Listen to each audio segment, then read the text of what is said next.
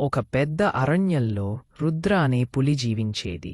చిన్న పెద్ద ఏ జంతువు దాని భయానికి లోను కాకుండా ఉండేది కాదు. రుద్ర ఆకలితో కాకుండా తన శక్తిని చూపించేందుకు అన్ని జంతువులను వేటాడేది.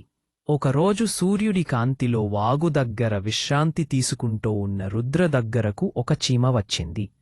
అది మృదువుగా అడిగింది, పులిరాజా, ఎందుకీ క్రూరమైన వేట?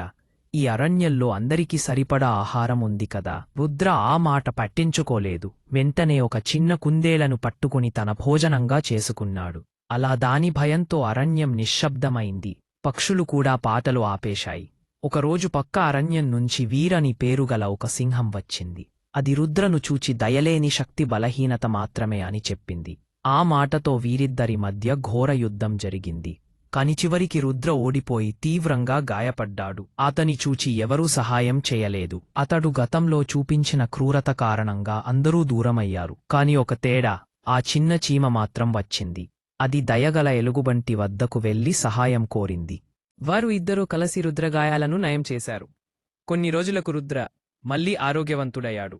ఆ రోజు నుంచి అతనికి అరణ్యంలోని ప్రతి జీవి పట్ల కరుణ, ప్రేమ కలిగింది. అతను వేట్ల ఆపి జంతువులను కాపాడడం మొదలుపెట్టాడు. మరి ఆ చీమ మెల్లగా చెప్పింది, దయా చూపినవాడే నిజమైన బలవంతుడు.